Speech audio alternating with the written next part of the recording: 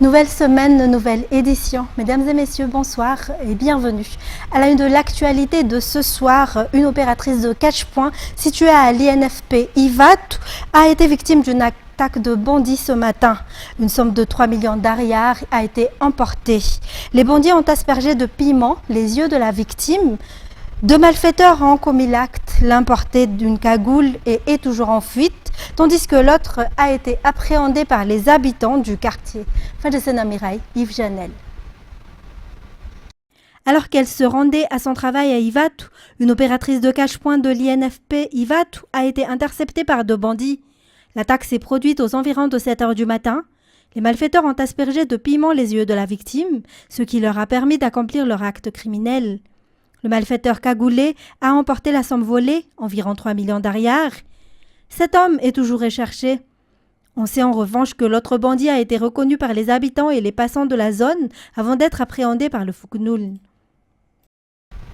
Il n'y a plus aucune information concernant la suite des enquêtes sur les individus déjà arrêtés pour avoir mené une perquisition illégale au domicile de Lalaine Avatsu. Silence également sur les investigations relatives au groupe ayant perquisitionné le domicile du sénateur Sylvain Rabetsaroun.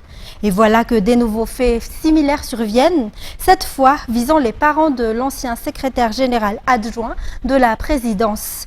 Les malfaiteurs testent-ils la réaction des autorités ou bien l'absence de nouvelles concernant les précédentes affaires leur a-t-elle donné un sentiment d'impunité et d'encourager ces perquisitions factices accompagnées de violence? Réponse dans cet édito de Jean-Claude Adjamalal. Les cas de perquisition illégale se poursuivent au vu des actualités du moment. Pour rappel, de nombreux incidents similaires ont été enregistrés durant les mois d'octobre et novembre dernier, incidents qui avaient suscité la réaction de plusieurs hommes politiques, d'organisations de la société civile, de différentes associations et surtout des familles qui en ont été victimes. Parmi ces cas figurent les perquisitions suivies de cambriolages ayant visé le sénateur Sylvain Rabetsaroun, Dina Djamaoul, Lalaine Avatsu et plus récemment, à la fin du mois de novembre, les parents de l'ancien secrétaire général adjoint de la présidence, Dina Djamaoul. Selon les informations, ces personnes âgées ont également été victimes de violences perpétrées par les individus qui ont forcé l'entrée de leur domicile. D'autres sources évoquent l'idée que des sommes d'argent importantes supposées être détenues dans ces foyers seraient à l'origine de ces débordements. On entend également que ces perquisitions illégales, accompagnées d'intimidation, visent souvent à soutirer de fortes sommes d'argent ou des objets de valeur. On se souvient encore de l'arrestation de 2 militaires qui avaient tenté de perquisitionner le domicile de Lalaine Avatsu. Il a été prouvé qu'ils ne disposaient d'aucun document officiel les autorisant à agir, ce qui avait conduit à l'ouverture d'une enquête. Jusqu'à présent, pourtant, ces procédures semblent au point mort. Où en sont les recherches concernant ces militaires, ainsi que leurs complices? Et qu'en est-il des enquêtes d'autres cas de perquisition illégale, notamment celles ayant visé le sénateur Sylvain Rabetsaroun? S'il n'y a aucune suite, malgré des preuves tangibles et des cas de flagrant délit, il est à craindre que ces débordements ne se multiplient, ce qui constituerait une véritable honte pour les responsables étatiques, la population, les victimes et les nombreuses organisations qui se sont déjà levées contre ces perquisitions factices, accompagnées de vols et de violences, réclament transparence et vérité. Dans les actualités également, aucun changement du prix du carburant n'a encore été constaté dans les stations-service pour aujourd'hui. Pour rappel, la variation des prix du carburant intervient entre le 1er et le 5 du mois et cette variation ne dépasse pas les 200 ariars par litre. L'OMH a toutefois déjà annoncé qu'une hausse du prix du carburant est prévue pour ce mois de décembre. Les détails. Une hausse de prix de carburant est prévue, sans toutefois dépasser 200 ariars par litre, selon l'annonce faite par l'OMH à la fin du mois de novembre dernier. Aucun changement n'a cependant été enregistré aujourd'hui. Pour rappel, c'est depuis le mois de janvier que Madagascar applique le mécanisme d'ajustement des prix du carburant en fonction de leur évolution sur le marché international. Cela est dû aux variations des prix du carburant dans le monde, ainsi qu'aux fluctuations du taux de change entre l'ariar et le dollar. Pour protéger les consommateurs, ces ajustements n'ont jamais dépassé une hausse ou une baisse de 200 ariars. Toujours selon l'OMH, les objectifs de la gestion des prix du carburant sont de maîtriser les subventions versées par l'État, d'assurer la stabilité économique et de mettre en place un système transparent de calcul du prix des carburants. Concernant la saison des pluies, la commune d'Ivat mène actuellement des actions de sensibilisation auprès des habitants installés dans les zones à risque en cette saison. Les sites destinés à accueillir les sinistrés, si besoin, sont déjà prêts. Les travaux d'infrastructure entrepris par la commune suivent également le rythme de cette période pluvieuse. Yves Janel. Chaque année, entre 20 et 70 personnes environ deviennent sinistrées dans la commune d'Ivat durant la saison des pluies. Certains sont hébergés chez leur famille, tandis que d'autres rejoignent les sites spécialement aménagés par la commune. Les responsables d'Ivat se préparent depuis longtemps déjà à l'arrivée de cette saison. En parallèle aux travaux d'aménagement des routes, la réhabilitation des travaux de la commune est également en cours. La rénovation du bureau communal d'Ivat devrait être achevée au cours de ce mois de décembre. Dans les actualités sportives, l'AS Kitcha Alassour est championne du tournoi de foot organisé par Viva pour les joueurs de plus de 40 ans appelé Viva Football Vétéran. Ce tournoi a pris fin hier après-midi et l'équipe du FC Les Mecs s'est inclinée face à l'AS Kitcha Alassour lors de cette finale. L'équipe de l'ex-Scoop Digital a pour sa part obtenu la 3e place après avoir battu le FC Fiadanamang. Suivant les temps forts de cette finale ainsi que la remise des prix avec Anzar Razonarville.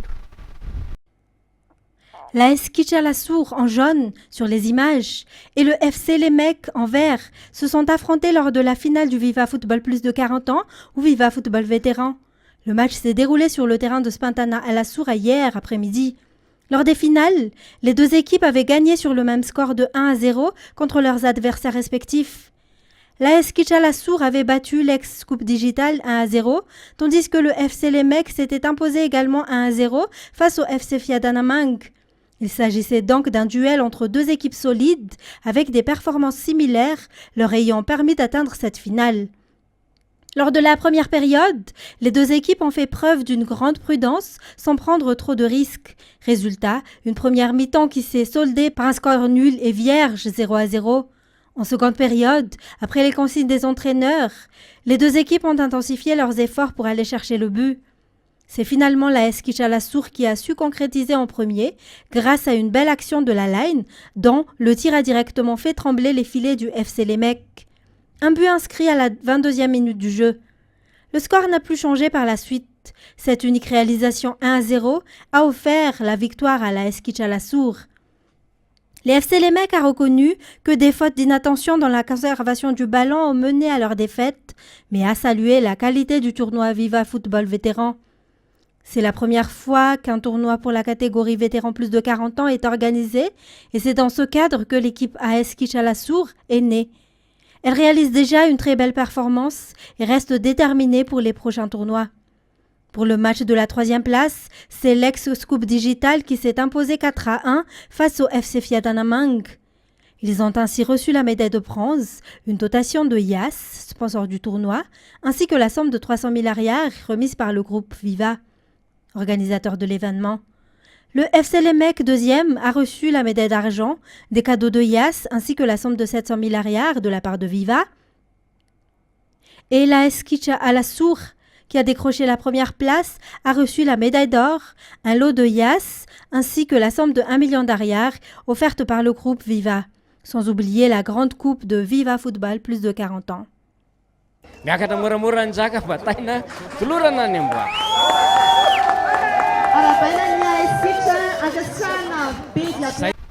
Razaf Njakoutou Mirantsou du club Makawa n'a pas pu participer à la phase finale des championnats du monde du karaté qui se tiennent au Caire en Égypte. L'accréditation et le billet d'avion seraient les principaux problèmes qui l'ont empêché d'y prendre part. Selon les règles, il appartient à la fédération de prendre en charge les athlètes qualifiés pour les championnats du monde, a indiqué le président du club Makawa. Mirantsou, tout comme ses parents, ont exprimé leur profonde déception de ne pas avoir pu participer à cette compétition mondiale.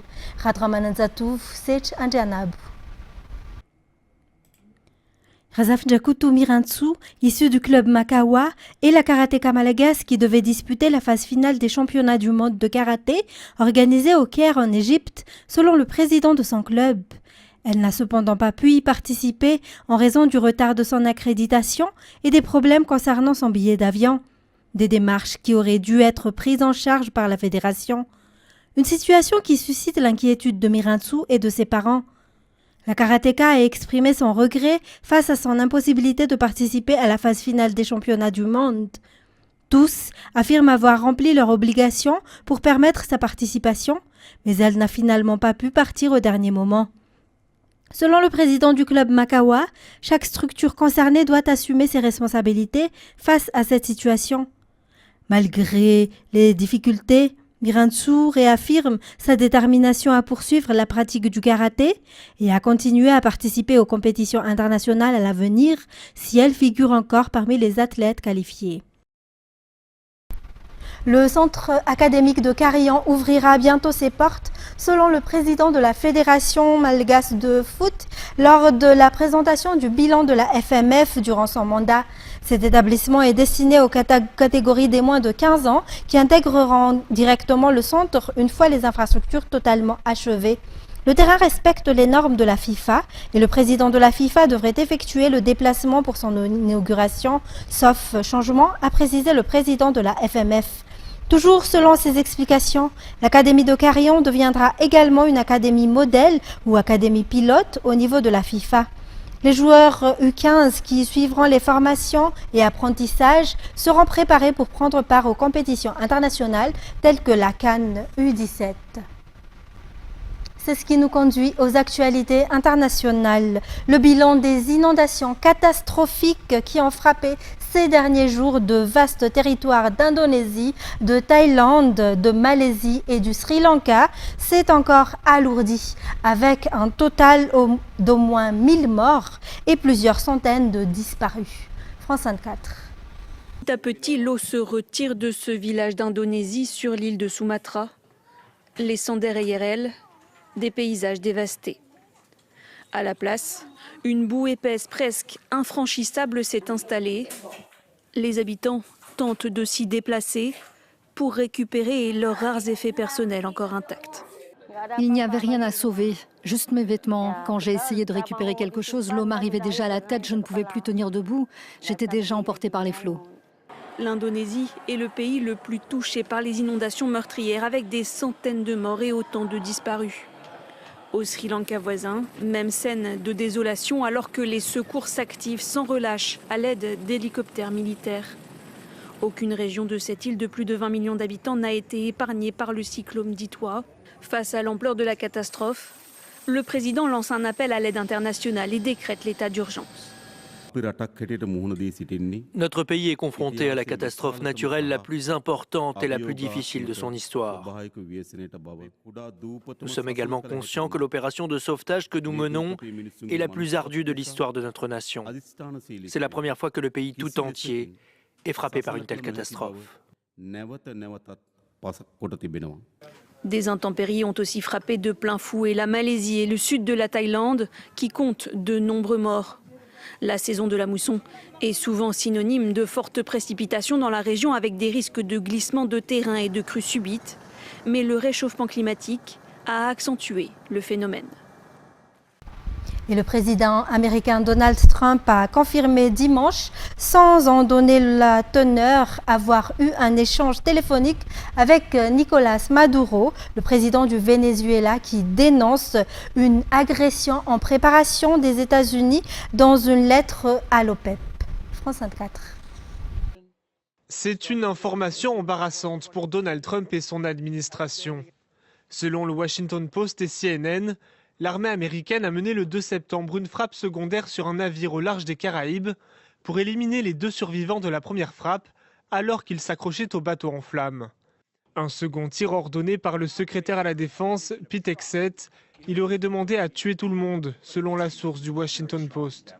Ces révélations ont attiré l'attention du Congrès. Les 2 chambres ont ouvert une enquête. Certains élus parlent de potentiels crimes de guerre. Interrogé ce dimanche, Donald Trump a dit faire confiance à son secrétaire à la Défense. Je ne sais rien à ce sujet. Il a dit qu'il n'avait pas dit cela. Je le crois à 100%. Vous parlez des deux hommes. Il a dit qu'il ne l'avait pas fait et qu'il n'avait jamais dit cela. Ces frappes étaient les premières d'une longue série menée par les États-Unis sur des bateaux suspectés de transporter de la drogue, principalement au large du Venezuela.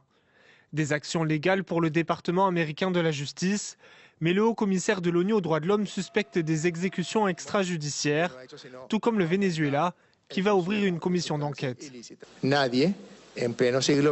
Au XXIe siècle, personne ne peut se permettre d'agir à la fois comme juge et partie et d'exécuter la peine capitale sur une personne sans qu'une procédure régulière ait été respectée.